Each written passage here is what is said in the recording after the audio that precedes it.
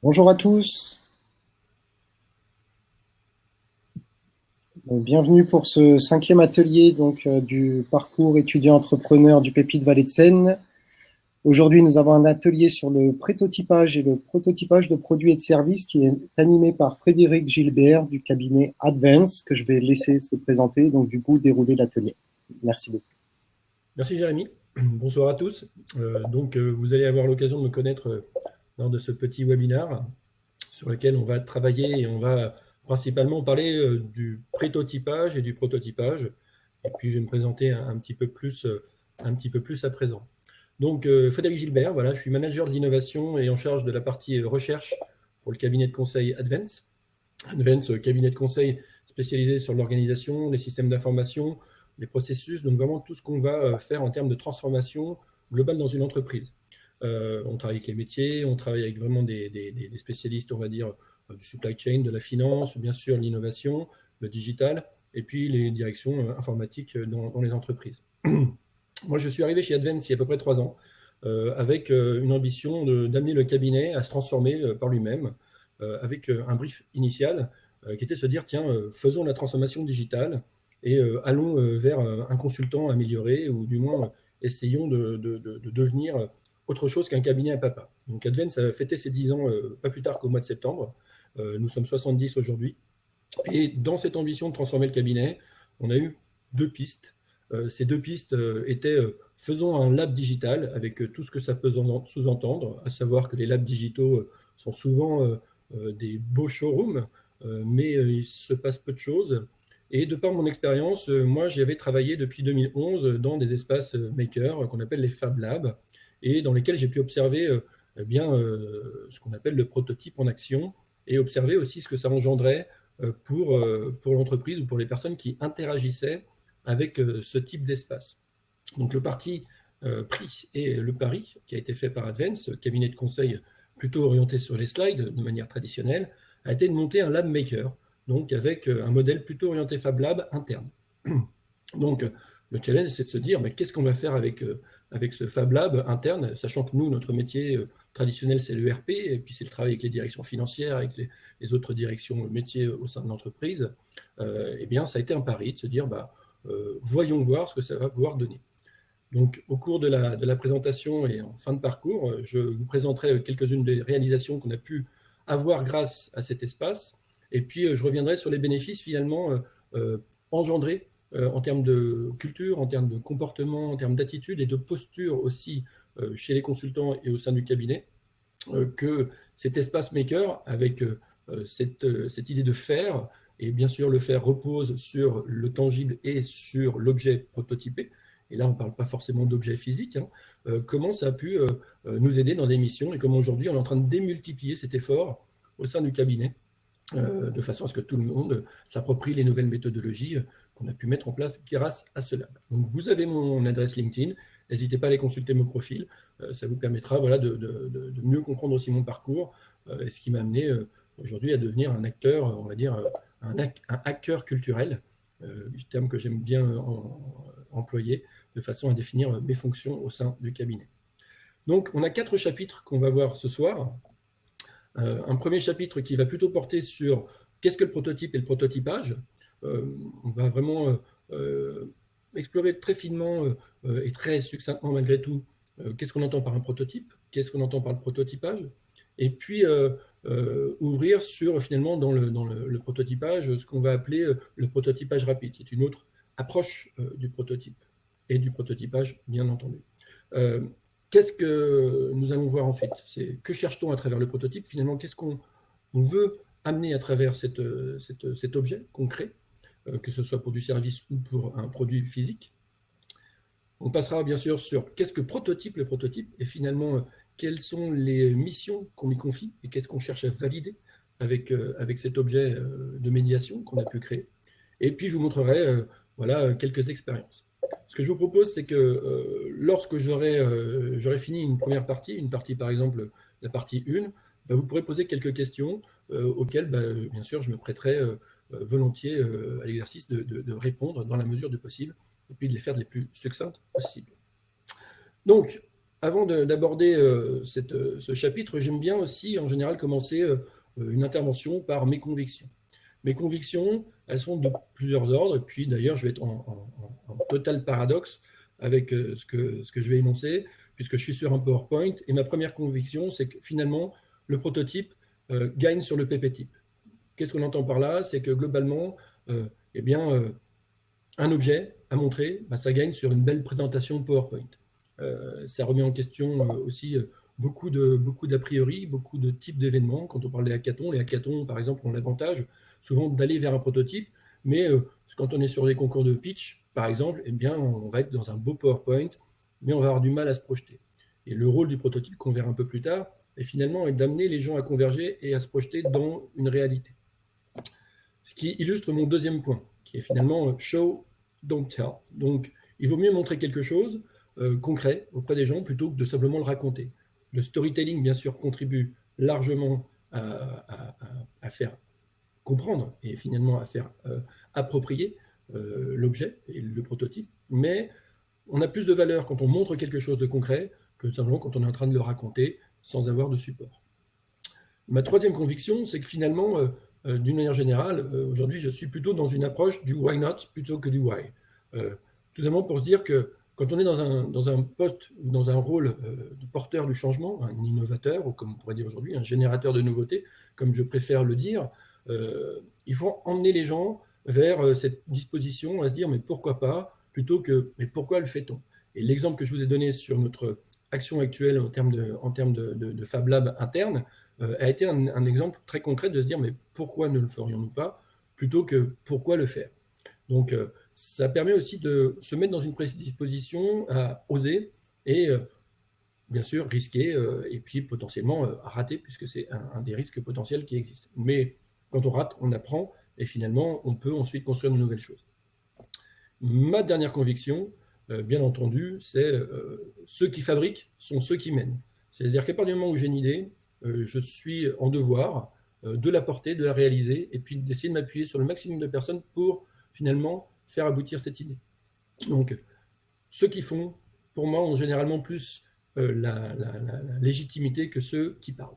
Et dans le cabinet, et puis dans les interventions que je fais chez mes clients, je suis systématiquement dans cette posture de dire, OK, la personne a fait, à partir du moment où elle a fait, elle est dans quelque chose de légitime, et il vaut mieux avoir fait que finalement se contenter de discuter, parler, et puis ne rien avoir accompli. Ça, c'est déjà une posture qui, pour moi, est essentielle. Donc, comme nous sommes dans une première partie qui était à partir de mes convictions, et vous donner un peu mon point de vue sur le monde et la façon dont je vois, la façon dont je fais mon métier, la façon dont j'interagis avec les gens, maintenant je vais passer sur cette première partie qui est qu'est-ce que le prototypage? Qu'est-ce que le prototypage? Et donc je vais rentrer dans mon premier paradoxe, à savoir que je vais rentrer dans un PowerPoint et je vais faire quelques petits bullet points de façon à quand même poser un cadre minimaliste, mais je ne vais pas en avoir plus de 5 bullet points par slide. C'est quand même un objectif que je me suis fixé. J'aime bien commencer par une définition plutôt standard, à savoir que le Larousse définit le prototype comme un premier exemplaire qui construit en fait un ensemble, une mécanique, un appareil, une machine, qui est destiné à être expérimenté et voir finalement quelles sont les réceptions, comment on reçoit l'objet et comment cet objet va pouvoir être amélioré au fur et à mesure de la rencontre entre son concepteur, cet objet, et puis le public qui est censé l'utiliser. Plus largement, le prototypage, c'est aussi l'activité qui va permettre de structurer l'innovation, la collaboration et la créativité dans l'activité de conception. Le prototype s'inscrit vraiment dans le développement de nouveaux produits, de nouveaux services. Il vient, on va voir un peu plus loin, comme un catalyseur qui permet tout simplement de faire avancer un groupe de personnes et aboutir vers un nouveau produit, un nouveau service. D'une manière plus synthétique encore, il incarne les hypothèses de conception. C'est-à-dire que quand on parle des hypothèses de conception, eh bien, on se dit, tiens, quand je veux valider quelque chose, qu'est-ce que j'ai besoin de construire comme objet qui va me permettre de valider cette hypothèse? Ceux qui sont familiers avec le Lean Startup savent que typiquement, on va définir un tableau d'hypothèses et il va falloir proposer dans nos tests quelles sont les actions à réaliser, quels sont les mock-ups potentiellement quand on est sur un site internet ou sur une application qu'il va falloir définir ou dessiner de manière macro pour finalement voir, tiens, est-ce qu'on est sur la bonne piste ou pas sur la bonne piste? Est-ce qu'on abandonne? Est-ce qu'on continue? Est-ce qu'on améliore? Est-ce qu'on ajoute? Est-ce qu'on supprime? Donc c'est cet élément qui va permettre de tester les différentes hypothèses. Si on voit maintenant sur ce petit tableau quels sont les différents niveaux que peut avoir un prototype, on voit qu'il va avoir différentes approches. Et en fonction des différents niveaux du prototype, on va pouvoir lui affecter une fonction particulière. Cette fonction, elle peut être effectivement une maquette de conception, qui est juste pour valider un dessin, valider une ergonomie, valider qu'il y a un marché. Donc on est sur quelque chose d'extrêmement simple. Plus on va avancer dans la gradation, plus on va aussi évoluer sur, par exemple, quand on est sur un objet, on va évoluer sur quelque chose de fiable en termes de solidité. On veut valider la faisabilité. Et là, la faisabilité, on est d'accord que ça peut être quelque chose qui est technologique. Est-ce que, typiquement, sur une app, sur un site web, sur un autre service, la technologie nous permet de réaliser cet objet, de réaliser cette interface, ou de réaliser cette interaction auprès de notre utilisateur. Et au fur et à mesure qu'on développe, on va aller sur la partie fonctionnelle, sur la pré-série, et ça va permettre d'être sûr que finalement, on n'est pas en train de faire fausse route. Donc, je vous laisse parcourir. Bien sûr, vous aurez mon support. Ça peut vous servir de point de référence pour se dire, finalement, dans mon déroulé prototype et dans la façon dont je mets en scène mon prototype, où est-ce que je me situe? Est-ce que je suis sur la maquette? Est-ce que je suis sur la faisabilité? Est-ce que je suis sur la fonctionnalité, sur le fonctionnel? Mais on verra plus loin que j'ai un schéma qui vous permet de mieux vous approprier encore cette matrice et ce modèle. Donc, si on parle maintenant du prototypage rapide, parce que là, je vous ai parlé du prototypage, mais le prototypage rapide, c'est quelque chose qui a considérablement fait évoluer les pratiques de conception. Et ce qui a été un des déclencheurs, c'est bien sûr le mouvement qui a été amorcé dans les années 80-90 avec l'apparition de tout ce qui est CNC et puis ce qu'on appelle la fabrication assistée par ordinateur. La fabrication assistée par ordinateur, c'est tout simplement les outils de CAO qu'on peut retrouver avec Photoshop ou Illustrator. Ça peut être bien sûr un CATIA ou un 3ds Max quand on est sur de la 3D, et les outils qui vont vous permettre ensuite de rendre concret ces occurrences plutôt digitalisées et les transformer en objets concrets. En fait, c'est, comme vous le voyez dans la définition que je vous propose, c'est un ensemble d'outils qui vont être agencés entre eux et qui vont permettre de transformer des objets qui vont être les intermédiaires dans la conception des produits. Les modèles numériques, bien sûr, les maquettes, les prototypes et les pré-séries. C'est aussi ce qu'on a pu voir en amont. Donc la référence vous sera communiquée, vous pourrez aller parcourir cet article académique qui reprend le schéma que je vous ai montré précédemment, et puis qui a cette définition qui, je trouve, répond vraiment à l'écart entre le prototype et le prototypage rapide. Et qu'est-ce qui, en fait, répond, quels sont les impératifs qui sous-tendent le prototypage rapide? Ils sont de 3 ordres. Il y a 3 impératifs qui sont, 1, le temps. Finalement, quand on parle du prototypage rapide, son objectif, c'est de concevoir rapidement les modèles. On veut réduire, finalement, le délai entre le moment où j'ai l'idée et le moment où je la produis, et je la rends concrètement, et je la mets en situation in vivo et non plus in vitro. Donc, on veut avoir un maximum d'objets et d'outils qui vont me permettre de concevoir mon prototype. Mon prototype, que ce soit, encore une fois, du physique, ou du digital, ou du service, bref, vous aurez compris, le tangible et l'intangible. Il y a aussi un autre impératif qui est bien entendu les coûts. Ce qu'on veut quand on fait le prototype, c'est réaliser finalement rapidement des maquettes ou ces premiers objets sans avoir à recourir à des outillages qui sont souvent coûteux. On va voir, je vais vous faire une petite genèse finalement de ce qui, selon moi, ont été les grands facteurs d'accélération de cette tendance du prototypage rapide qu'on voit dans d'autres méthodologies. Ce qu'on voulait, c'était se dire, tiens, comment, avec peu de choses, je peux déjà créer quelque chose, et sans être forcément ingénieur, sans forcément être quelqu'un issu de la R&D, avec des gros moyens et avec une grande maîtrise des outils qui sont mis à disposition. Et le dernier impératif, et ça on va le retrouver beaucoup plus dans l'industriel, c'est la complexité des formes. La complexité des formes, c'est-à-dire qu'aujourd'hui, grâce au prototypage rapide, on est en capacité de produire des objets beaucoup plus complexes que si on était sur des procédés traditionnels. On prend par exemple les hélices ou les moteurs ou les moteurs d'avion notamment. Airbus a fait tout un travail de conception de moteurs qui a été fait en impression 3D. Et si ça avait été fait avec de l'usinage, avec un moule traditionnel, il y a des formes qu'il n'aurait pas pu obtenir.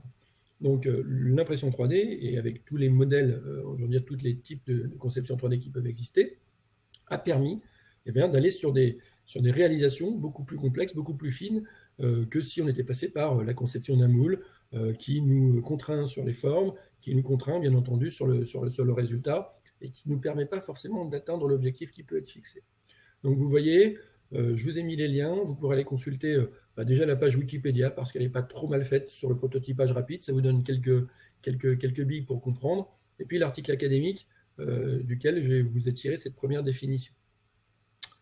Si maintenant on fait un peu d'histoire, parce que c'est bien de savoir d'où l'on vient, ce qui est assez intéressant quand on parle du prototypage et du prototypage rapide particulièrement, et là je suis toujours sur ce focus de prototypage rapide, moi j'ai identifié quatre points sur lesquels j'avais envie de vous éclairer ce soir. Si on fait un peu d'histoire, le premier exemple de prototypage rapide, c'est la photosculpture, donc, qui a été proposée par François Willem en 1860. Vous pourrez aller consulter bien sûr la page Wikipédia de cette pratique, qui permettait en un temps assez rapide de prendre les photos d'un ensemble d'une personne, et puis à partir de ces photos, de commencer à recomposer un moule pour pouvoir proposer une sculpture. Donc on ne partait pas plus seulement du bloc monolithique, et puis à partir de là on travaillait, mais vous voyez sur le dessin, vous pourrez aller voir comment ça fonctionnait. Il y a des très belles vidéos, il y a une école d'art qui a reproduit la photosculpture, vous trouverez la vidéo sur YouTube assez facilement, qui montre qu'avec un ensemble de caméras disposées autour d'une personne, avec un point de repère fixe, on est en capacité de prendre la personne et puis reconstruire son image à partir de photos, et à partir de là, faire une sculpture. Et ça a été une première occurrence qui est reconnue dans le monde du prototypage, on va dire, et puis du prototypage rapide en particulier, comme étant un des premiers exemples de comment accélérer le processus finalement entre l'idée et sa concrétisation.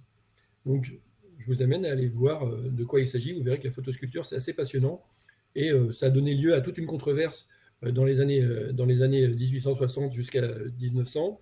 Même Théophile Gautier, qui était un nanti, a thésaurisé autour de cette pratique, parce que pour lui, on enlevait la noblesse du geste du sculpteur, notamment, et je suis très synthétique sur son point de vue. Vous verrez qu'il y a d'autres qui étaient bien sûr très en faveur, mais en tout cas, ça a amorcé un premier virage sur comment allons-nous accélérer entre l'idée et sa réalisation concrète. Le deuxième élément sur lequel j'ai déjà apporté quelques éclairages, c'est bien sûr la fabrication assistée par ordinateur, ce qu'on appelle la CNC. Vous verrez qu'à partir des années 80, 90, vraiment plutôt les années 80, les premiers logiciels de conception sont apparus, bien entendu suite à l'émergence de l'informatique de bureau. Quand on était dans les années 60-70, on n'était pas encore sur la modélisation, mais les premiers outils de modélisation et de travail par ordinateur pour concevoir, aussi bien des cartes à circuit imprimé que pour concevoir des modèles de pièces, ont été une vraie révolution, puisqu'avant, on faisait tout ça par papier, et puis il y avait un véritable travail pour faire rejoindre le concepteur qui a dessiné la pièce sur le papier, et puis les ingénieurs qui allaient devoir, bien sûr, concevoir les moules ou les pièces à usiner derrière. Le troisième tournant, c'est bien entendu qui a été facilité par cette fabrication assistée par ordinateur, c'est la fabrication additive. La fabrication additive et soustractive, parce qu'on peut faire de l'impression 3D, donc accumuler des couches par différents procédés, mais aussi soustractive, donc on a une fraiseuse qui va permettre d'enlever de la matière et faire que on peut usiner des pièces un peu différemment et leur donner de la profondeur sans avoir trop de temps à passer, parce que pour ceux qui connaissent l'impression 3D, vous savez que c'est pas comme une imprimante, on clique, c'est pas comme ça que ça fonctionne. C'est des procédés qui sont parfois un peu longs en impression, en fonction bien sûr de la machine, mais aussi en termes de conception, puisqu'il faut bien entendu maîtriser les outils de conception 3D. Donc la fabrication additive et soustractive, qui sont, on va dire, les deux autres facilitateurs de cette émergence du prototypage rapide. Et pour moi, le dernier tournant qui finalement fait écho à ce que certains appellent la troisième révolution industrielle, finalement le côté on peut tous devenir acteurs de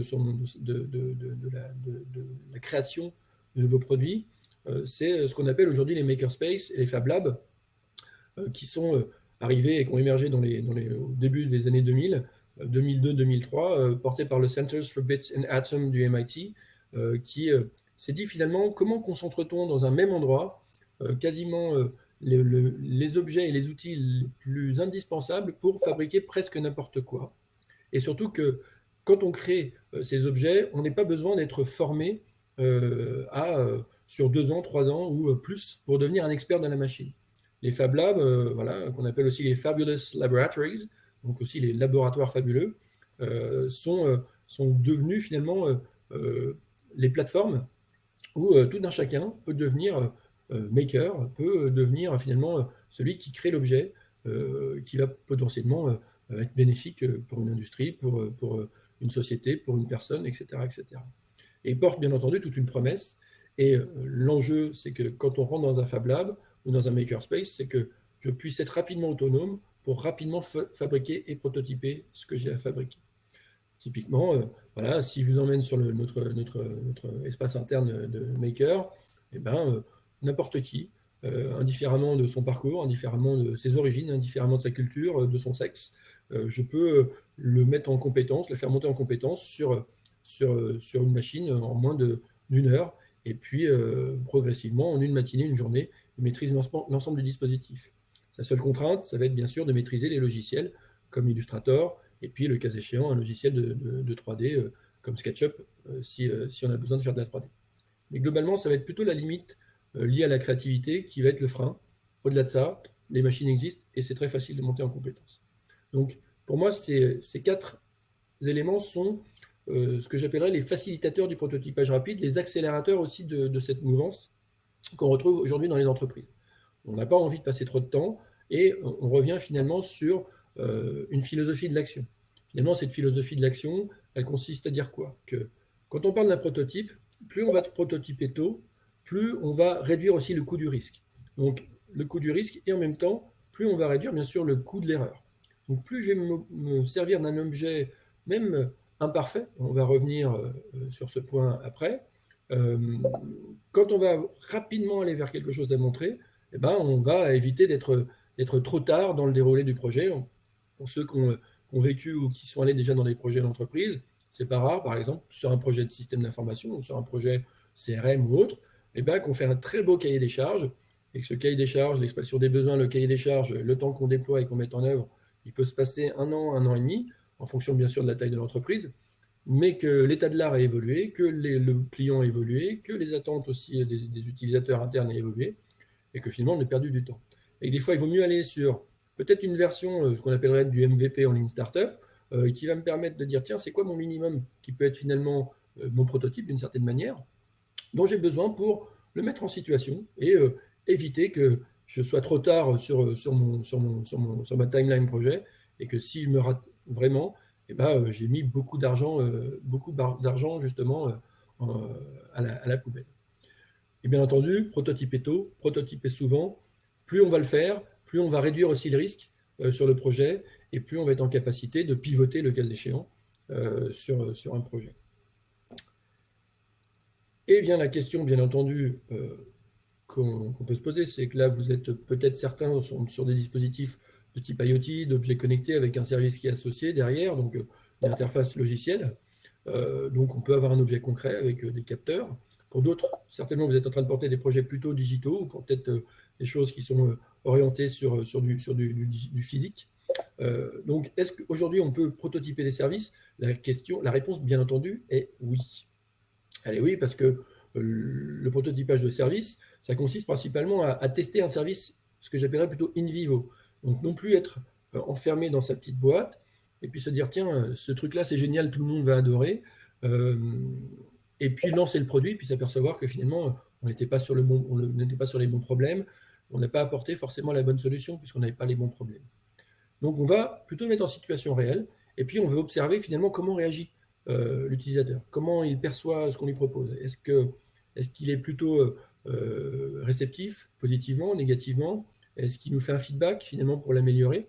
Et comme vous voyez, c'est finalement voir comment les facteurs externes vont interférer avec le delivery, l'exécution du service.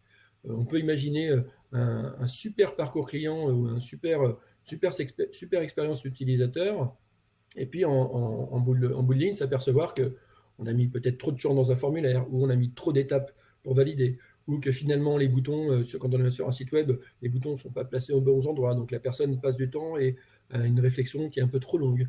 Bref, le service, on peut le prototyper et on peut le mettre en situation. Et c'est ce que va servir finalement le prototype de service, c'est valider qu'on n'est pas en train de faire, encore une fois, fausse route. Et souvent, lorsque je suis sur un projet client, la question qui m'est posée, c'est est-ce qu'on peut l'appliquer partout? Vous verrez, j'ai des exemples pour vous tout à l'heure qui montrent que globalement, le prototypage, ça se fait surtout. C'est-à-dire que c'est d'abord une philosophie.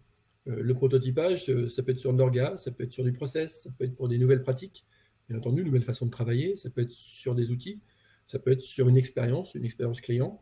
Et on est toujours en capacité d'isoler potentiellement un groupe, une partie d'un département en entreprise, un petit groupe de bêta-testeurs sur une plateforme qui vont vous servir de cobaye, si je peux utiliser cette expression, pour valider que vous êtes bien sur la bonne piste. Je vous montrerai un exemple dans les expériences qu'on a pu mener qui prouve qu'on peut redesigner complètement un processus de lancement de produit avec une logique de prototypage rapide et de MVP. Donc, Lean Startup pur et dur. Et vous pourrez trouver bien sûr un site qui est très pratique sur le design de service, qui s'appelle Service Design Tools, qui vous permettra d'aller chercher un maximum de ressources. Voilà pour cette première partie qui était sur finalement sur qu'est-ce que le prototypage. Et puis je vais aller faire un tour dans les questions, savoir quelles sont les premières interrogations et voir si je peux déjà y répondre. Alors, il y a une première question qui a été posée par par Sabrina, donc qui disait est-ce qu'on peut trouver des Fab Labs en Normandie? Oui, effectivement, il y en a quelques-uns. Donc là, je vous encourage à vous rapprocher. Faites un petit tour sur Internet. Vous trouverez facilement des retours, de Fab Labs existants. Malheureusement, je ne les ai pas tous en tête, mais il n'y a pas de difficulté à en trouver. Alors, il y a eu un petit sondage. Bon, tout le monde est au courant de ce que c'est MVP apparemment, donc ça c'est une bonne chose. Les dernières questions étaient un peu trop faciles, donc la fabrication additive et soustractive, ça correspond à... Ok, donc apparemment, il y en a qui avaient envie de mettre des tronçonneuses et des haches. Ok. Tac, tac. Et là, on voit les degrés d'avancement de vos prototypes. Alors, il y a effectivement plusieurs personnes plutôt bien conçues dans votre tête, mais c'est tout. Il y a un début de quelque chose, il faut encore travailler. Vous êtes à la V138 et il est fonctionnel et industrialisable. Donc là, on voit quand même que par rapport à, ne serait-ce que sur cette premier sondage qui a été réalisé, vous êtes presque 80%, un peu plus de 80%, à finalement l'avoir dans la tête, mais il n'est pas encore abouti ou il n'est pas encore montrable. Donc, pour rebondir là-dessus par vécu, je pourrais vous dire, pour gagner du temps et surtout vous faire gagner de l'énergie, essayez de rapidement passer vers quelque chose que vous puissiez aller mettre dans les mains de vos utilisateurs potentiels. C'est un impératif dans ce type de pratique. Sinon, eh bien, vos projets resteront à l'état de PowerPoint et vous aurez peut-être la frustration de ne pas aller vous confronter un peu plus à vos utilisateurs potentiels. Donc, je vois qu'il n'y a pas eu trop de questions. On va donc pouvoir avancer. Et je vais reprendre la main donc, sur ma présentation. Excusez-moi, Frédéric, on vient d'avoir une question. Peut-on prototyper un projet non technologique? Alors, c'est ce que je viens d'expliquer, donc Sabrina, c'est que le prototypage de service, c'est vraiment cette ambition-là. Et c'est ce que j'explique justement dans cette slide, c'est que une organisation, un processus, des nouvelles pratiques, un outil, une expérience, c'est quelque chose qu'on peut prototyper. Je vous donne un exemple très concret, puisque j'étais aujourd'hui sur une journée de workshop chez un client. On est sur la constitution du portefeuille et du budget 2019. Avant, c'était un exercice qui était pratiqué en chambre. On leur donnait une fiche, un Word, avec tout un tas de champs à remplir. Ensuite, ils remontaient ça au directeur de filiale ou au directeur de filière. Donc, c'était quelque chose qui était très siloté et sur lequel, au final, il y avait peu de collaboration, peu de visibilité. Et que moi, par exemple, si je suis au marketing et qu'il y a une activité sur une partie production qui peut m'impacter, je n'étais pas forcément au courant au démarrage. Donc ça, c'est le contexte. Là, ce qu'on a prototypé, c'est un dispositif typiquement de nouvelles pratiques, nouveaux processus, où on a amené les gens à travailler ensemble, on les a placés autour de la table, on a construit un cadre qui s'appuie sur les business model Canvas, qui a repris quelques items de leur fiche projet, et on a amené finalement chacune des personnes présentes dans la salle, ou la personne qui portait l'initiative dans une filière, à dire voilà tous les projets que j'ai en cours, où ils en sont, et donc les ajuster et les remettre dans le canvas, de façon à voir si déjà entre l'ambition initiale et l'ambition finale et actuelle, il y a eu un décalage. Donc ça permettait finalement d'actualiser considérablement le niveau d'avancement des différents projets. Et en plus, une fois qu'on a fait le parcours de l'existant et qu'on a vu où en étaient les différents projets, eh bien, on a commencé à travailler sur les projets à venir. Donc les projets à venir, c'est 2019, quels sont les projets qu'on souhaite faire. Et donc, on a coupé le groupe en deux, là c'était 10 personnes aujourd'hui, et chaque groupe a travaillé avec les responsables de filière pour rentrer leurs nouveaux projets dans le business model Canvas adapté à leur sujet, et qu'ensuite ces différents Canvas étaient pitchés à l'autre groupe, et inversement, de façon à les enrichir. Typiquement, ce dispositif, c'est quelque chose qu'ils n'avaient jamais fait, et qui est en train de faire évoluer leur façon de pratiquer la création du portefeuille projet et l'évaluation budgétaire chez ce client. Et c'est comme ça qu'on l'a présenté. On a dit on est en train d'expérimenter, on a imaginé un dispositif avec des objets et un processus à l'intérieur, et ben, on va apprendre en marchant, et ça va permettre tout simplement d'avancer. Alors, je pense que est-ce que j'ai répondu à la question? Oui, c'est bon? Oui, je pense, mais du coup, moi j'ai une question. Du coup, est-ce qu'un business model Canvas, c'est un premier prototype pour mon futur produit ou service? Ça peut être un premier objet, on va dire, pour construire le prototype. C'est-à-dire que ça permet de construire le pitch. Ça permet de construire, finalement, de comprendre c'est quoi ma valeur ajoutée, c'est quoi mon discours, c'est qui les personnes que je vais adresser. Donc, moi, le business model Canvas, on va dire que c'est plus un premier élément pour commencer à construire. Est-ce que c'est un prototype? Non, parce que ce n'est pas ça que vous allez présenter à votre utilisateur. Donc, c'est un élément pour commencer à travailler. Merci. OK. Donc, c'est bon, on passe à la suite. Allez. Donc, on a parlé du prototype, et maintenant, je vais ouvrir un pan un peu plus proche aussi de la philosophie que je vais vous expliquer dans mes convictions un peu plus haut, à savoir que le prototypage, on est sur quelque chose qui peut être finalement assez complexe. Vous avez vu, on a différents niveaux, on peut facilement se faire des nœuds à la tête, et au final, pas avoir abouti à grand-chose. Maintenant, je vais vous présenter finalement une tendance qui est apparue chez Google en 2009, qu'on appelait le prétotypage. Le prétotypage est venu dans ce manifeste finalement pour libérer les innovateurs chez Google. Il y a différents commandements, et comme vous pouvez voir, des enjeux qui parfois peuvent provoquer des réactions assez contrastées dans un auditoire, parce qu'il y en a qui ont parfois un peu marre de réaliser systématiquement des non-PowerPoint avant de pouvoir présenter un projet. Et la philosophie qu'on a pu insuffler chez Advance et dans les projets de nos clients, c'est finalement de rapidement sortir du PowerPoint et de revenir avec des outils beaucoup plus puissants que PowerPoint qui sont vos mains, un stylo, une feuille. Le prototype, finalement, sa philosophie, c'est voilà, gagner, finalement que les innovateurs gagnent sur les idées, qu'on montre plutôt qu'on parle. On va avoir tendance à vouloir aller le plus vite possible et se dire, vaut mieux proposer quelque chose maintenant que plus tard et on verra. Et encore une fois, s'affranchir d'un maximum de contraintes de gouvernance, d'organisation.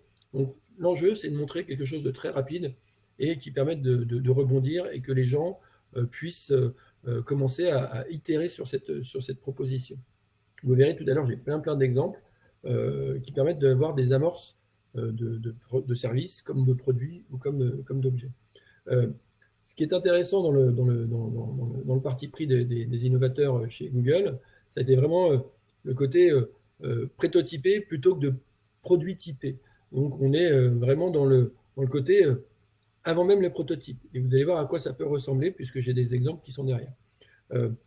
En plus, il y a un côté un peu chaotique. Et pour ceux qui ont déjà pratiqué aussi le design thinking, qui ont déjà pratiqué peut-être le MVP et puis Lean Startup, le design thinking et tous les processus de créativité sont des processus extrêmement chaotiques. On parle d'un chaos structuré. Ce chaos structuré, c'est comment on va amener finalement les gens à libérer un maximum de choses pour les ramener vers une problématique ou quelques problématiques clés pour produire rapidement un objet qui va être mis en situation pour aboutir à un objet final. Je vous encourage à faire une recherche sur Internet de IDEO, sur IDEO, peut-être que certains connaissent, et qui s'appelle The Shopping Cart. Vous pourrez regarder donc le caddie, le challenge du caddie chez IDEO, une vidéo qui est assez enrichissante et drôle à voir, puisqu'on voit tout le processus design thinking de A à Z chez IDEO autour du caddie et comment ils ont réinventé le caddie, exploré différentes hypothèses et proposer des prototypes ou des prétotypes de manière assez rapide. Quand on parle du prétotypage, l'exemple qui est souvent donné sur le site donc de prototyping.org, c'est le PALM. Donc là, on voit les différentes étapes qu'il peut y avoir entre le prototype et le produit. Le prototype, vous voyez, il sert juste, par exemple, c'est un bout de carton sur lequel on a dessiné une interface. Ça, c'est déjà un premier objet qu'on peut mettre face au client, à l'utilisateur, et lui dire, tiens, est-ce que vous comprenez de quoi il s'agit? Le prototype, vous voyez, à droite, on commence à évoluer, on commence à amener la dimension fonctionnelle et technologique. Donc on est un peu plus loin, finalement, dans le cheminement intellectuel autour de l'objet. Et au final, le produit du Palm Pilot, qui a été aussi un bel échec, une belle réussite, mais qui a ensuite été très rapidement, qui s'est vite fait détrôner par l'iPhone, ça a été bien sûr ce premier agenda personnel sur lequel on pouvait prendre des notes et puis rentrer bien sûr son agenda. Et au début, il n'y avait pas encore les emails, mais on pouvait passer des coups de téléphone. Donc c'était déjà une révolution il y a un peu plus d'une quinzaine d'années, mais qui a bien entendu vécu, puisque pour Palm, ils avaient la conviction, donc ça c'est aussi un rappel historique, c'est que Palm était leader sur ce type d'agenda personnel, mais eux pensaient qu'on ne pourrait pas s'affranchir d'un clavier physique quand on voulait effectivement prendre des notes. Donc là, sur le Palm Pilot, on avait un petit stylet et puis on notait avec le stylet. Par contre, quand ils ont commencé à sortir leur premier téléphone, il fallait absolument avoir un clavier. Et on sait ce qui a pu arriver une fois que l'iPhone est arrivé, qui a eu bien sûr des améliorations, parce que leur clavier digital n'était pas complètement au point au démarrage. Donc ça donne vraiment cet exemple du qu'est-ce qu'on entend par un prototype, qu'est-ce qu'on entend par un prototype, qu'est-ce qu'on entend par un produit. Et pour les gens qui évoquaient tout à l'heure la question est-ce qu'on peut prototyper un service, à défaut de le prototyper, vous pouvez le prétotyper.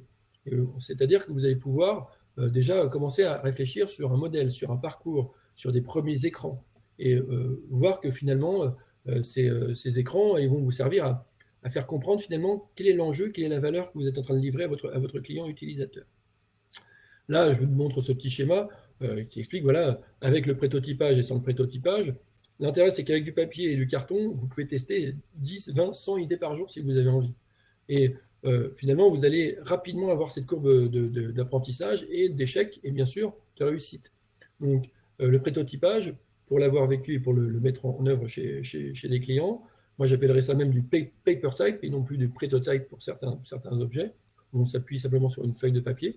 Et ben, ça vous permet d'augmenter finalement le nombre d'occurrences et puis bien sûr d'avoir derrière le retour sur ça marche pas, et d'avoir plus de chances de réussir.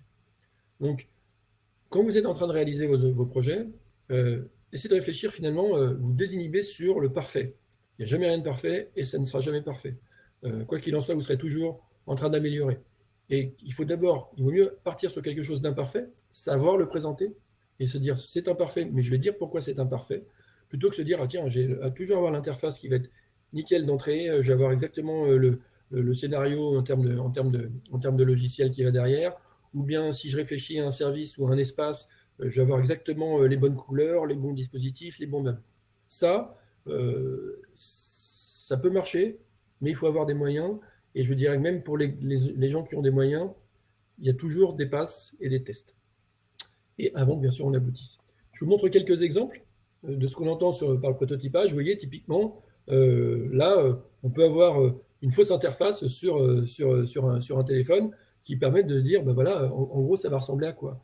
Cet exemple-là, moi, je l'ai réalisé dans un exemple que je vous montrerai plus tard, où on imaginait les interactions d'un poignet, d'une interface connectée à un poignet pour des opérateurs dans une usine. Et on a scénarisé avec des post-it les différentes séquences qui s'enchaînaient sur l'écran de l'opérateur dans l'usine. Vous avez l'exemple du pilote. Donc voilà, entre la première version et la version définitive, donc la version PP-type, prototype et puis la version produit fini. Un autre exemple, ça peut donner des idées aussi sur des gens qui réalisent des apps. Vous voyez là, je peux m'amuser à prendre du carton et puis encore une fois faire un déroulé d'un one page ou d'une interface et puis raconter à mon utilisateur ce qui va se passer. Et ça prend finalement une demi-journée ou 2 heures quand on maîtrise bien son produit et son service, et qu'au final, eh bien, on peut rapidement avoir des retours, vous dire ah, je ne comprends pas, vous voulez faire quoi, où c'est que je dois cliquer. Et on peut même scénariser et dire à la personne bah, tiens, imaginez vous cliquez là, qu'est-ce qui se passe, qu'est-ce que vous imaginez, qu'est-ce que vous attendez, est-ce que c'est clair pour vous l'écran sur lequel on vous amène? Il y a toute une façon d'amener, bien entendu, cette réflexion. Un autre exemple, voilà, avec un BlackBerry, qui a été aussi un des grands défenseurs du clavier physique. On sait ce qui est arrivé aussi au BlackBerry. Et vous pouvez, de la même manière, bouger votre écran bouger votre objet devant les écrans et finalement amener les personnes à réagir là-dessus. Ce qu'on cherche avec le prototype, c'est de la réaction, c'est du feedback. C'est quelque chose qui vous dit je suis sur la bonne piste ou pas. Je suis en train de mettre l'argent où il faut le mettre, je suis en train de mettre l'effort où il faut le mettre et je vais avoir l'impact que je veux avoir où je veux l'avoir. Si vous partez en mode tunnel et que vous n'allez pas voir de manière régulière vos clients et personnes utilisateurs, vous prenez toujours ce risque-là. Souvenez-vous de la courbe où je vous montrais, plus vous allez prototyper tôt ou prétotyper tôt, plus vous allez avoir des chances de réussir dans votre projet. Uber, ça a été un exemple. Bien sûr, il y a eu aussi les Deliveroo qui ont été des exemples de ce type-là, où les gars ont commencé par eux-mêmes en créant leur service et en le testant de façon à s'assurer qu'ils étaient sur le bon besoin client. C'est quelques exemples. Et pour conclure finalement cette première partie prototypage, prétotypage, ou cette deuxième partie, pardon, mais capitaliser sur ce qu'on vient de dire, les grands principes qui sont à retenir, c'est que d'abord, c'est que l'échec est inévitable. Mettez-vous dans la tête, c'est que de toute façon, vous allez rater. Mais ce n'est pas grave, au contraire. Plus vous allez rater tôt, mieux ce sera. C'est des choses que vous devez entendre assez fréquemment sur les TED ou sur des conférences. Mais entre le penser, l'entendre et le faire, ce sont bien sûr des choses très différentes. Donc l'échec, mettez-vous dans la situation où de toute façon, ce n'est pas un échec, c'est quelque chose que vous allez apprendre. Le prototype, c'est une façon de vous enlever cette pression, finalement, est-ce que je fais bonne route ou pas. Échouer rapidement, bien entendu, ça c'est indispensable, c'est ce qu'on disait plus tôt. Essayez de tester de nouvelles idées. Et surtout dans le prototypage, on est vraiment sur de construire la bonne chose avant de bien la construire. Donc, build the right it before you build it right. Et que ce soit sur le Lean Startup, sur le Design Thinking, ou sur toutes les méthodologies centrées utilisateur, on veut embarquer le client et l'utilisateur le plus tôt possible. Et ça, c'est vraiment un learning c'est indispensable dans votre parcours et dans votre exercice, c'est de vous assurer que systématiquement, vous allez embarquer des gens. Mes clients sont systématiquement surpris déjà que vos clients ou potentiels clients sont toujours ouverts à la discussion si vous le savez leur expliquer le pourquoi vous avez besoin d'eux. Si vous amenez les choses avec finesse et puis avec honnêteté et humilité, vous allez toujours avoir des gens qui vont vous ouvrir la porte et qui vont être capables de vous dire « Ah d'accord, je comprends, je ne comprends pas, moi je verrai plus ça et ça et ça ». Bien entendu, l'enjeu, ça va être comment vous allez construire votre panel, sur quel utilisateur vous allez vous focaliser. Finalement, ce qu'on appelle votre plage de débarquement, sur qui vous allez d'abord commencer. Donc quand vous lancez votre projet, c'est finalement quel est l'utilisateur principal que vous allez d'abord cibler pour que celui-ci améliore votre service et puis l'adopte et en parle bien sûr aux autres personnes. Je ne vais pas vous refaire le cours sur les différents les innovateurs, les early adopters, etc. etc. Donc c'est vraiment bien de cibler les personnes et votre fameuse plage de débarquement. Ça, c'est vraiment les grands principes que je vous encourage à retenir et de les avoir comme mantra. Ça permet aussi de se sentir un peu plus léger lorsqu'on travaille. Et puis tous les jours d'avoir un petit challenge, se dire tiens, c'est quoi le petit truc que je peux tester auprès de mes clients et utilisateurs.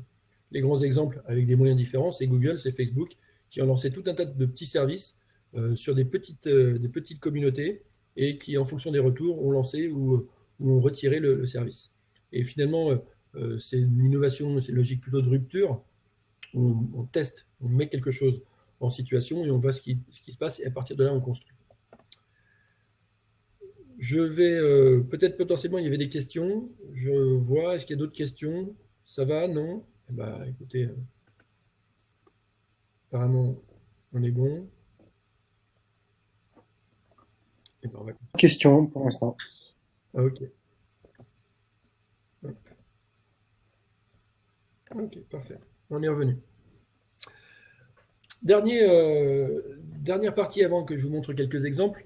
Vous pourrez trouver sur mon LinkedIn, j'ai écrit un article sur ce sujet-là.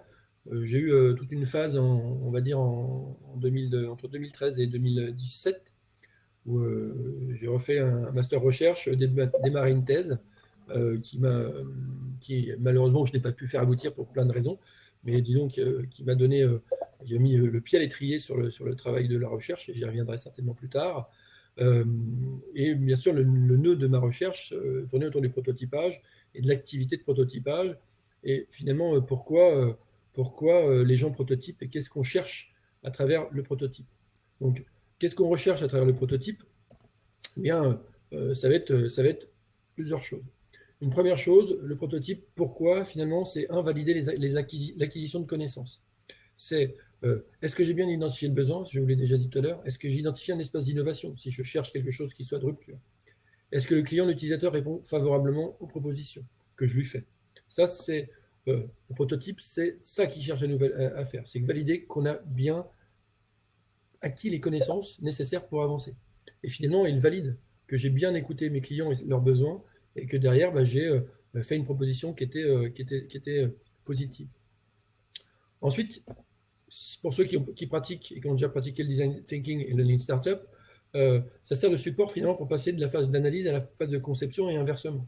Vous savez que sur ces modèles itératifs, on va en autre partir dans quelque chose de plutôt abstrait et on va le rapatrier à travers une occurrence, un objet qui va me permettre d'être testé, mis en situation. Donc le prototype va servir à ça. Donc c'est finalement c'est ce support pour basculer d'un état à un autre. C'est aussi rendre l'expérience que vous avez vécue, donc l'expérience aussi que vous avez accumulée à travers votre objet, le rendre tangible. Ce que j'ai vécu, finalement, je le matérialise. Et enfin, c'est réguler la peur, et l'incertitude et la peur. Donc, on démultiplie les occurrences et on décompose finalement en sous-ensembles. Je ne suis pas obligé de produire un service global. Je peux décomposer mon service en petits bouts. Si je suis, imaginons, sur un service de livraison à domicile, ce que je peux essayer de valider dans un premier temps, ça va être que mon application prend bien les réservations. Je ne suis pas obligé de faire la réservation et plus la livraison. Ensuite, je peux tester le fait que j'arrive à coordonner l'ensemble de mes livreurs.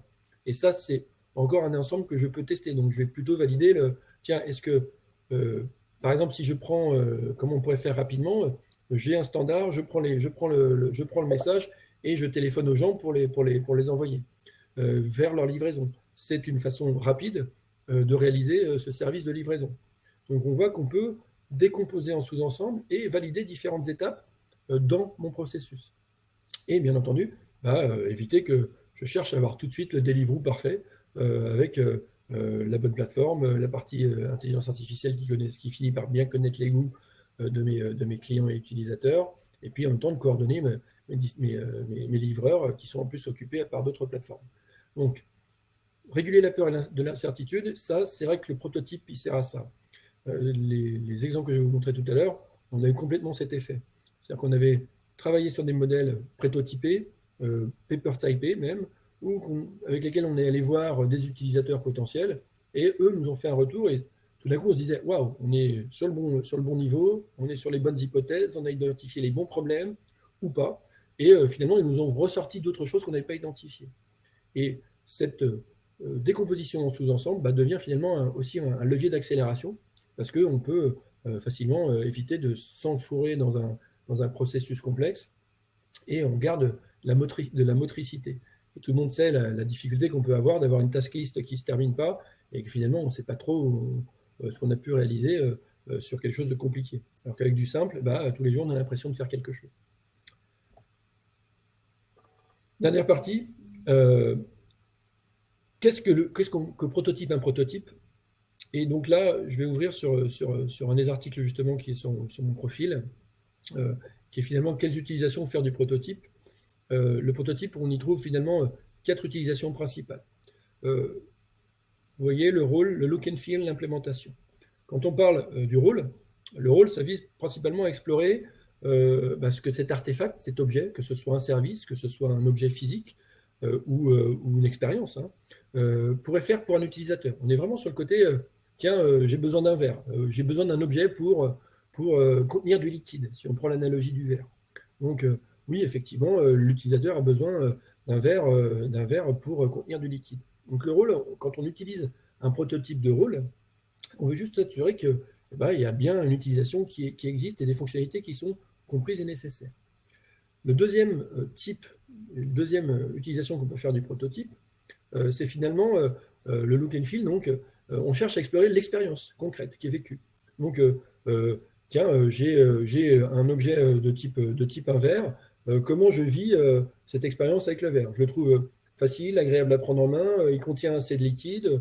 Bref, là, je suis en train de récupérer le vécu de mon utilisateur par rapport à ce verre. Le troisième, qui est l'implémentation.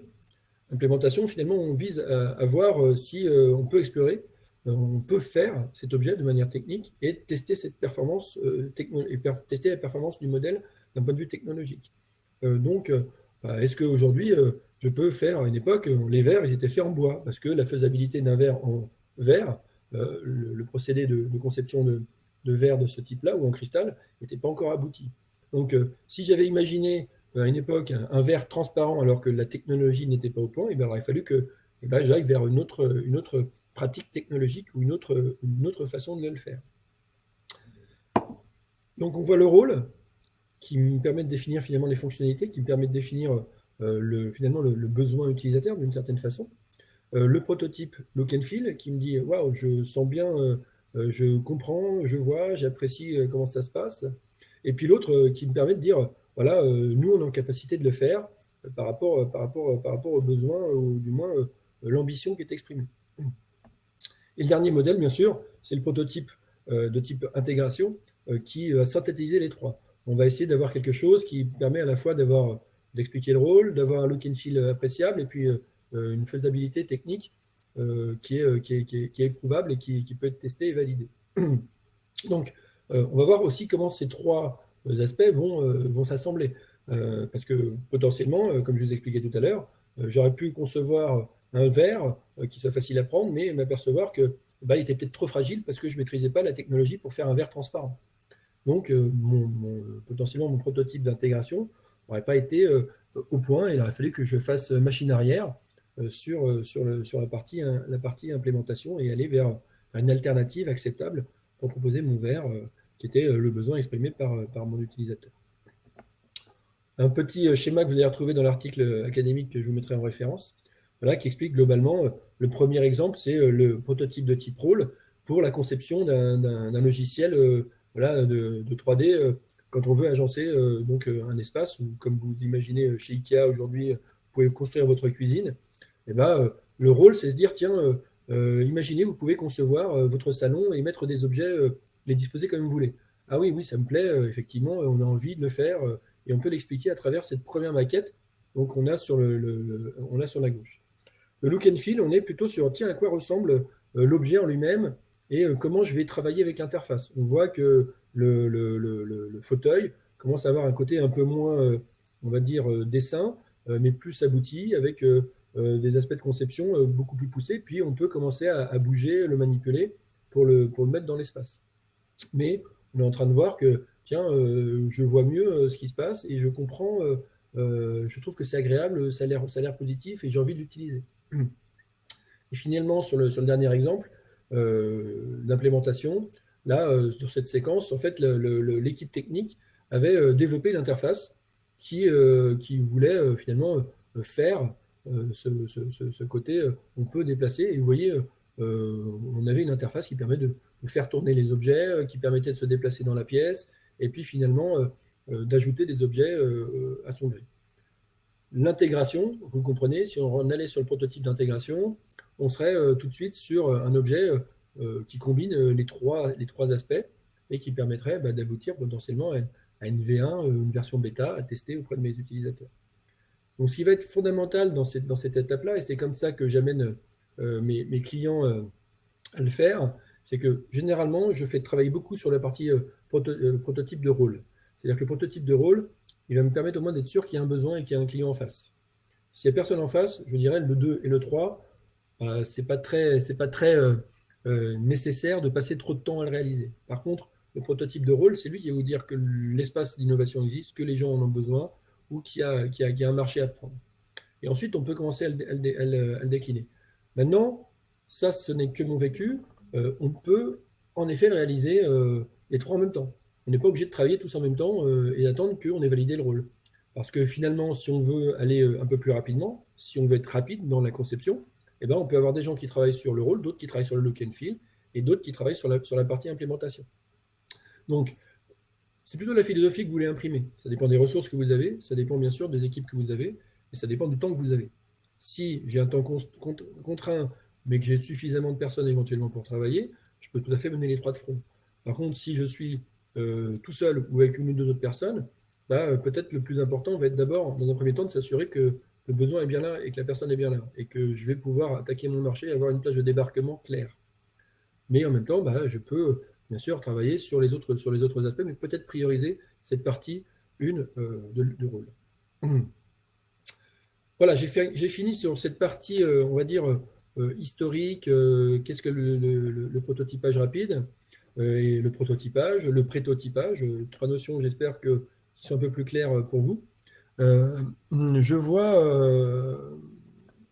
vois qu'on a j'ai quelques questions. Donc, une première question donc, posée par Quentin. Concernant le projet, donc, nous devons réaliser un système imposant. Hop, j'essaie de voir la question en plus large parce que pour l'instant, j'ai une partie qui s'occupe. Concernant notre projet, donc, nous devons réaliser un système imposant. Comment s'y prendre pour réaliser un prototype, sachant qu'on devra utiliser capteur, actionneur, vérin, etc. Sur le projet, moi, ce que j'ai envie de poser pour une première question, est-ce que aujourd'hui, vous avez déjà des gens en face et ils vous ont dit on a envie d'utiliser? C'est la première question que je pose. Est-ce qu'il y a une problématique clairement identifiée? Je fais le naïf, c'est normal, je ne connais pas votre projet, je ne l'ai pas évalué, je n'ai pas encore eu l'occasion de vous rencontrer. Donc, c'est d'abord vous poser la question, c'est quel est le problème client clairement identifié en face qui fait que vous avez volonté de créer un premier prototype. Est-ce que quand on parle du système imposant, c'est quoi? Est-ce que c'est une machine qui fait, je sais pas, qui prend une pièce, qui fait 1 mètre, qui fait 2 mètres, ou est-ce que c'est un plus petit objet? Je vous montrerai un peu plus loin un exemple de quelque chose qu'on a réalisé chez Advance, qui a été un objet pour un objet connecté, qui était lors de notre challenge de l'innovation en 2017, où on s'est penché sur les objets connectés. Et finalement, plutôt que d'être des makers d'objets connectés, on s'est dit comment on peut comprendre l'objet connecté pour devenir finalement des facilitateurs. Mais pour devenir facilitateur, il faut savoir de quoi on parle. Donc, les équipes chez nous avaient comme projet et comme challenge de créer un objet et les services qui étaient associés. Et on est parti, par exemple, avec une maquette vraiment de base. Je vais voir si j'ai la photo qui est sur PowerPoint, qui permettait de se dire, tiens, on a un premier contenant qui me permet de mettre mes capteurs, et là on revient vraiment sur des logiques de capteurs, pour réaliser des actions et avoir des réactions particulières en fonction des éléments qui sont captés. Donc, sur le projet, est-ce que vous pouvez vous êtes obligé de réaliser un prototype à taille, on va dire, à taille réelle, c'est la première chose. Est-ce que vous ne pouvez pas passer sur une maquette, même fonctionnelle, mais qui explique bien l'ambition? Ça, c'est une première chose. Et finalement, est-ce que vous cherchez à valider la technicité? Et donc, est-ce que vous cherchez plutôt à se dire, tiens, on est sur un prototype d'implémentation, valider que ça va marcher avec les contraintes de taille, de vérin, de capteurs, etc. Ou est-ce que vous pouvez passer par un plus petit modèle, finalement, qui va vous permettre aussi d'avoir des réactions? Donc, c'est plutôt ça que je poserai comme question, Quentin. J'espère que j'ai rapporté quelques éléments de réponse. La question suivante, donc de Nicolas, pour l'après-prototypage, quels acteurs permettent la fabrication et l'industrialisation à moindre coût? En France, en Chine, les Chinois demandent souvent un minimum de commandes, c'est embêtant. La solution idéale serait la fabrication en mode dropshipping et pas cher. Est-ce que ça existe? Alors, il y a des accélérateurs industriels. Je pense à un accélérateur sur Lyon avec lequel on a travaillé justement pour le projet qu'on a accompagné en interne. Cet accélérateur industriel s'appelle Axandus, AXANDUS, vous pourrez chercher, qui permettent de passer vraiment sur la pré-série et d'avoir des premiers acteurs avec lesquels interagir. Et leur job de cet accélérateur, c'est en fait de développer votre réseau et d'identifier les gens qui vous permettent d'aller un peu plus loin que votre proto. Il y a d'autres acteurs que vous pouvez essayer de rencontrer, qui sont l'usine IO, que je connais bien là sur Paris, qui sont à côté de la station F, qui sont pour l'instant hébergés, qui étaient pour l'instant hébergés à la station F.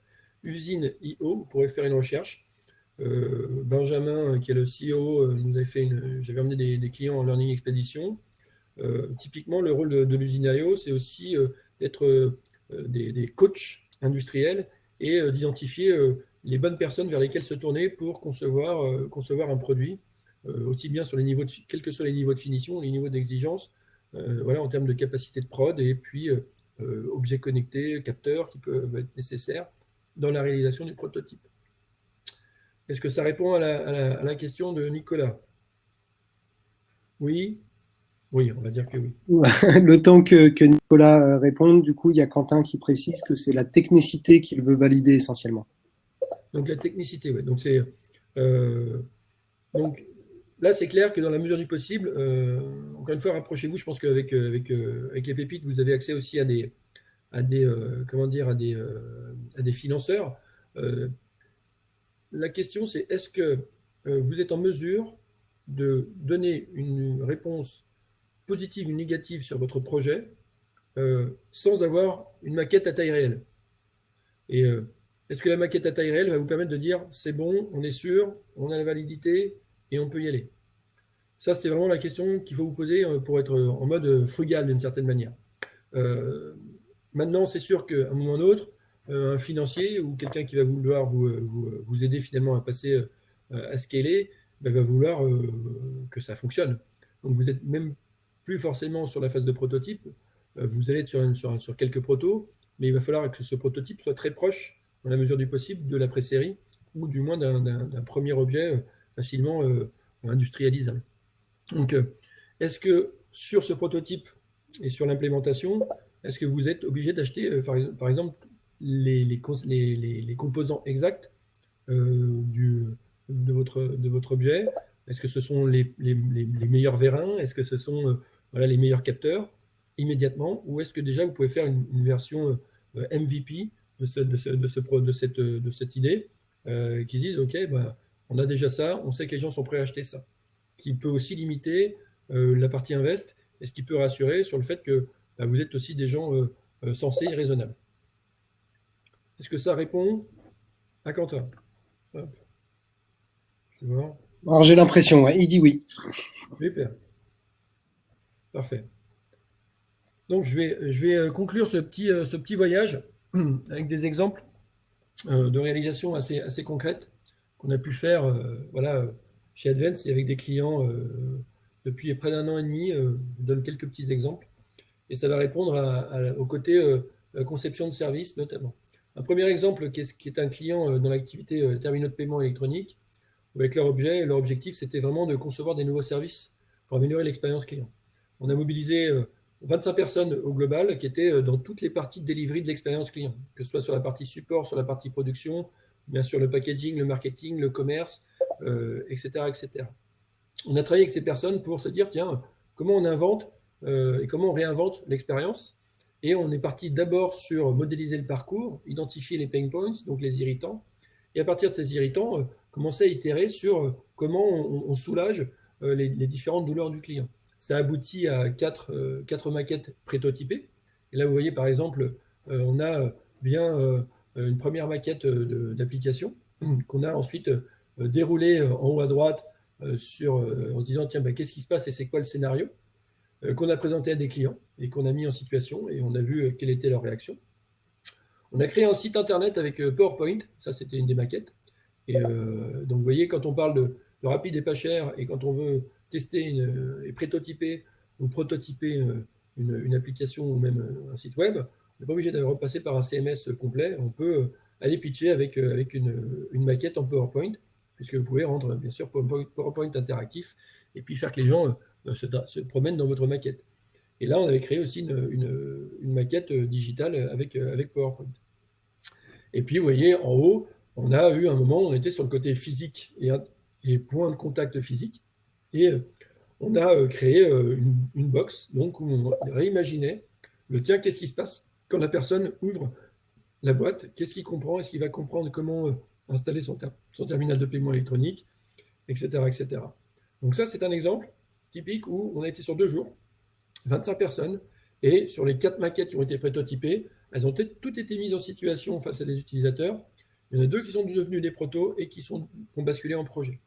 Donc, finalement, en focalisant sur la bonne chose, on a pu construire les bonnes choses et aboutir, vous voyez, à un taux de, on va dire, transformation qui aujourd'hui, bon, il y en a un qui est maintenant lancé, un autre qui a été mis en priorité 2 par rapport au reste, parce que il y avait d'autres choses qui étaient peut-être plus importantes, mais il est toujours vivant et on attend d'avoir la bande passante pour pouvoir le livrer. Autre exemple complètement différent, voilà, la refonte d'un processus. Refonte d'un processus global, où là on était sur accélérer le processus de mise en place sur le marché d'un acteur du biomédical, lancer un produit, passer de 24 mois à 6 mois.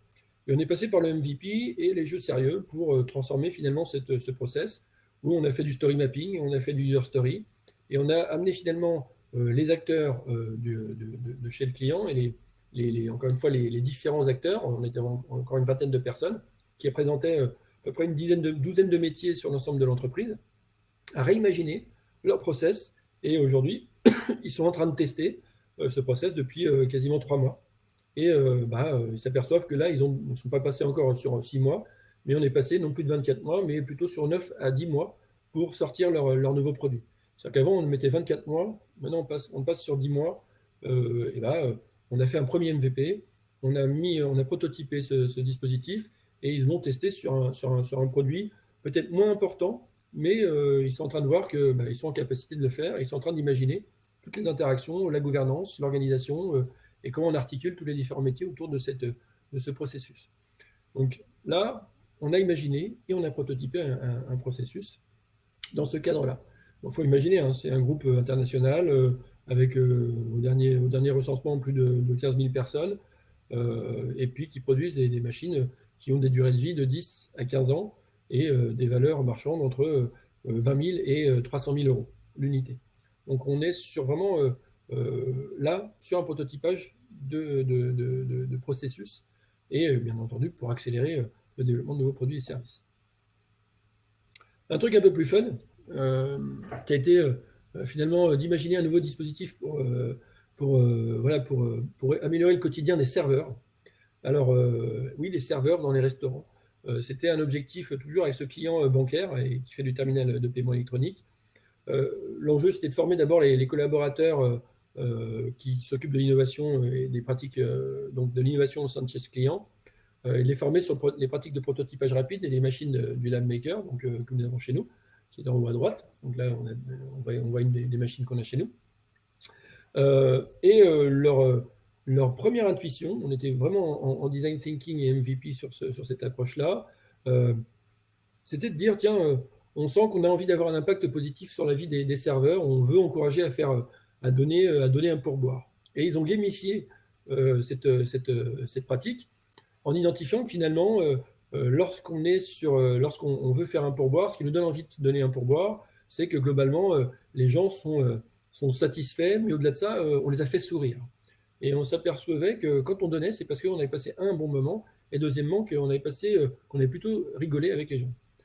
Comment ils l'ont découvert? C'est en réalisant plus d'une quarantaine d'interviews terrain avec des barman, des clients bien sûr de restauration, et identifier ce petit fil qu'ils ont remonté. Et ils se sont dit, il faut qu'on fasse ce petit jeu qu'on va mettre sur le comptoir, et puis qui va encourager potentiellement les gens à laisser un pourboire. Et puis là, on a rajouté, vous voyez, dans la partie de cet espace-là, on a mis des petites barres en fer qui fait que quand on glisse une pièce, la pièce va rebondir et puis elle va atterrir, bien sûr, dans celui où vous avez gagné ou pas un shot, vous avez donné un pourboire. Bref, c'est une façon de ludifier et de gamifier cette pratique qui est très très diverse, qui était intéressante. Et bien sûr, comme on est en design thinking, je les ai amenés à tirer la ficelle du don et comprendre finalement qu'est-ce qui nous encourageait à donner. Ça a été aussi une expérience où on a utilisé le lab, et on a monétisé notre lab pour la première fois. Autre exemple, réinventer les services et lieux de restauration d'entreprise. Donc pareil, là un autre client où c'est un groupe qui fait 400 personnes, à peu près 200 millions de chiffres d'affaires, et ils étaient avec un espace de restauration extrêmement chaotique, avec un baby-foot qui trônait en quasi milieu du passage et qui provoquait énormément de problèmes dans les interactions parce que c'était trusté par la DSI. Les gars de la DSI venaient systématiquement manger plus tôt que tout le monde pour pouvoir jouer au baby-foot. Et bien entendu, quand les gens venaient manger, la DSI était en train de jouer au baby-foot. Et comme vous savez, pour ceux qui jouent au baby-foot, c'est rare qu'on soit très silencieux. C'est un des problèmes qui avait été identifié, mais c'était un des vrais irritants sur ce sujet-là. Et ce qui s'est passé, c'est que, en fait, sur 2 jours, j'avais 20 personnes que j'ai formées, notamment en design thinking et puis l'approche de prototypage et de prototypage. Et ben, on a imaginé comment on allait réagencer ces espaces et se dire, tiens, comment on fait pour garder le baby-foot parce qu'on ne voulait pas se mettre la DSI à dos. Comme vous savez, il vaut mieux éviter d'avoir les informaticiens contre soi. Ils ont, vous voyez, sur la partie droite, imaginé l'espace, même imaginer les objets qu'ils allaient pouvoir mettre, parce qu'il y avait un espace ouvert, il y avait un espace fermé. On imaginait bien sûr comment ça allait pouvoir se faire. Et puis d'autres irritants qui avaient été identifiés lors de des enquêtes terrain, parce que là, vous voyez, ils ont pu réaliser sur à peu près 2 heures, 2 heures et demie. Ils sont allés se positionner sur le créneau du déjeuner et ils sont allés rencontrer leurs petits collègues sur 2 heures de temps, 90 interviews au global réalisées. Donc c'est assez important pour récupérer à la fois la problématique de l'espace, mais aussi de comment on gère le service pour recevoir son menu. Parce que c'est un espace de restauration, mais qui n'a pas de restaurant en tant que tel. C'est-à-dire que il faut ramener son déjeuner, il faut se faire livrer, etc. etc. Et ils avaient identifié globalement tout un tas de problématiques, dont une qui était que quand on se faisait livrer quelque chose, c'était livré à l'accueil, c'était déposé à l'accueil auprès des personnes, des hôtesses d'accueil, qui, elles, souvent se retrouvaient avec entre 500 et 1000 euros en liquide pour pouvoir payer les gens, alors que ce n'était pas leur job et ils devaient payer les livreurs. Donc là, on s'est retrouvé avec un gros problème qu'il fallait résoudre. Et c'est comme ça que vous voyez sur l'illustration en bas à gauche, on a refait le parcours finalement pour chacun des utilisateurs, le collaborateur, le livreur, et puis bien sûr, on a imaginé un concierge. Et qu'est-ce qu'il allait se passer? Mais ensuite, ils ont mis ça en œuvre, ils ont testé différents services, notamment le côté comment je m'assure que les hôtesses à l'accueil ne se retrouvent pas avec du liquide, des espèces, que ce soit potentiellement un risque, sachant que ce n'est pas leur job de faire la livraison ou de payer pour les gens. Donc cet exemple-là, bah, encore une fois, on a prototypé, on a itéré, on allait revoir les gens avec des propositions, et bilan, là, on a les deux projets, notamment sur le réaménagement de l'espace, c'est en cours pour 2019, et sur la partie livraison, bah, ils sont en train d'essayer d'améliorer le service actuel. J'ai encore deux exemples pour vous. Là, on est sur un exemple plus industriel. En servant du lab, typiquement, on était sur un client qui concevait des ateliers pour les avions. Donc, en gros, des machines pour usiner, façonner et travailler sur les métaux pour concevoir des ailes, du cockpit, etc. Donc, des ateliers avec des machines qui font presque 20 tonnes ou plus et qui vont prendre un espace, globalement, au sol, une machine peut prendre un espace d'à peu près 10 mètres sur 10 mètres. Donc, on était sur des machines assez conséquentes. Et ce qui s'est passé, c'est que ce client avait vendu en fait une ambition, un rêve, à un gros client asiatique en disant bah, voilà, ça va être une usine type usine du futur. Sauf que très souvent, on a des bons commerciaux, mais ce qu'on met derrière, on n'est pas forcément au courant. Et donc, notre job avec un des consultants qui était expert supply chain et production, ça a été de les aider finalement à cadrer ce besoin usine du futur, se dire quels sont les différents layers de services qu'on doit ajouter pour transformer cette usine en effectivement une usine avec de l'automation, avec voilà, des différents devices qui vont permettre d'améliorer l'expérience de l'opérateur et de l'utilisateur, mais bien sûr du client utilisateur, et, et faire que bah, cette usine elle devienne quelque chose un peu plus riche que simplement un dispositif de machines qui se suivent. Et là, vous voyez, ce qu'on a fait, c'est qu'on a travaillé, j'avais préparé en amont des petits cubes avec mes machines dans mon Fab Lab, et sur 2 jours, on a reconçu 30 000 mètres carrés donc l'usine fait 30 000 mètres carrés. Et comme vous pouvez voir, on a d'abord remodélisé les différentes machines, leur agencement, on a défini les différentes zones, et quand vous regardez sur la partie en haut à droite, on voit les différents flux, comment circulaient les différentes tôles, quels étaient les éléments qui étaient réalisés, quelles étaient les actions et les opérations réalisées lorsqu'elles arrivaient dans une zone. Et puis, on a ajouté différents aspects du type, tiens, est-ce qu'il y a un beacon? Est-ce que là, on met, et c'est là où vous voyez sur la photo en bas à gauche, où là, on avait commencé à imaginer le scénario où quelqu'un avait un poignet avec une information qui pouvait apparaître. Et là, on a commencé à scénariser, OK, si j'ai un device qui est posé sur l'avant-bras de mon utilisateur, de mon opérateur, ben, qu'est-ce qu'il va voir et qu'est-ce qu'il va pouvoir piloter le cas échéant. Et c'est comme ça qu'au bout de 2 jours, on est arrivé à leur faire, en fait, finalement, leur aider à produire cette vision de qu'est-ce qu'allait être leur usine du futur. Donc ça, c'était un très bel exemple. On l'a réalisé il y a un peu plus d'un an, oui. Et finalement, bah, ils étaient tous alignés. Le bénéfice, c'est qu'avec cet objet, ils étaient tous alignés finalement sur ce que faisait réellement cette industrie du futur, parce qu'il y avait quelqu'un qui l'avait imaginé, quelqu'un qui l'avait vendu, et puis d'autres personnes qui devaient la mettre en œuvre, mais tous n'étaient pas d'accord sur finalement quelle était la promesse au final. Dernier exemple que j'ai pour vous, et là on est sur vous voyez, vraiment du pur paper type. Là on était chez un client plutôt dans l'agricole qui est basé dans le nord de la France. Vous pouvez retrouver facilement leur nom sur mon LinkedIn puisque je les ai cités. Globalement, on devait imaginer les services pour un lieu de médiation donc avec les viticulteurs.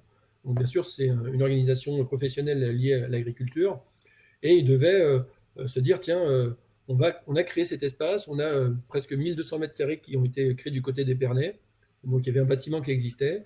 Comment on fait que ce lieu devienne un incontournable pour les viticulteurs de la région? Parce que bien sûr, la région de la Champagne, bah, il y a des viticulteurs de différents types, et il faut leur proposer des services avec une certaine valeur.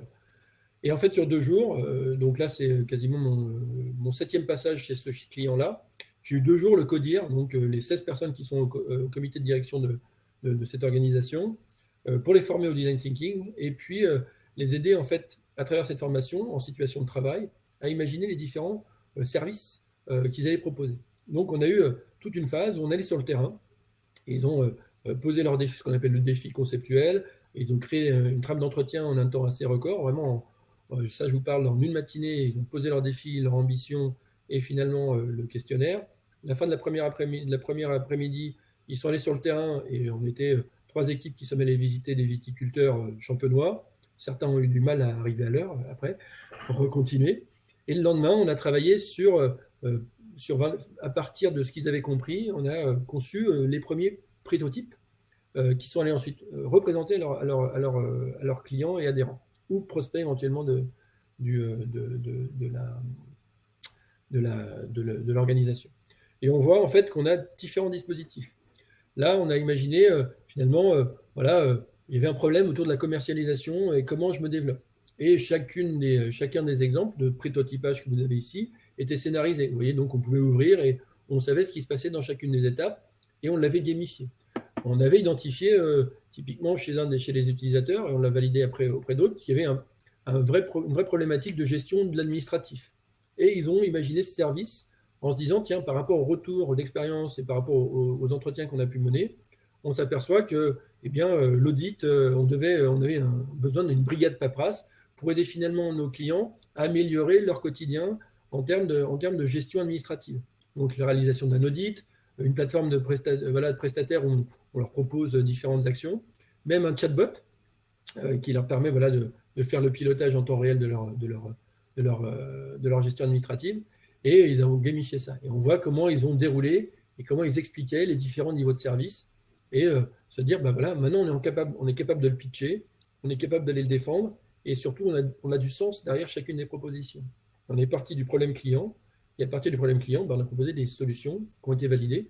Et là, typiquement, sur les 3 projets, là ils vont passer certainement sur le portefeuille projet 2019 puisque ça a été réalisé au mois de septembre. Et je suis en train de les accompagner aussi sur les différentes phases pour faire évoluer justement, non plus en prototype, mais vers le prototype et commencer à constituer l'ensemble des actions qui sont nécessaires pour faire aller plus loin, bien sûr, dans la réalisation et la mise en œuvre de ces services. Voilà. Écoutez, je voulais vous partager ces éléments-là avec vous. J'espère que vous avez eu des éclairages sur le prototypage, le prétotypage et les actions qui font qu'on peut aller beaucoup plus vite finalement dans la réalisation d'un projet. Est-ce qu'il y a des questions? Est-ce que des éléments, des précisions à apporter ou pas? Alors allez-y, c'est le moment de poser vos questions avant de clôturer le webinaire pour ce soir. Je vais laisser quelques instants.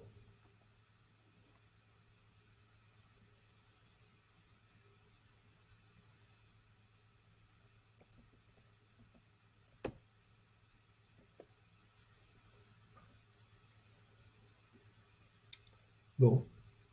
Pas de questions. Donc on va clôturer ce webinaire. Merci beaucoup Frédéric. Merci à vous. Pour l'intervention. Pour les étudiants entrepreneurs, on se donne rendez-vous la semaine prochaine, si tout va bien, pour un prochain webinaire sur le design d'expérience et de service. Donc, c'est vraiment dans la continuité de l'atelier auquel vous avez assisté aujourd'hui. Super. Merci. Au revoir. Merci à vous. Très bonne soirée.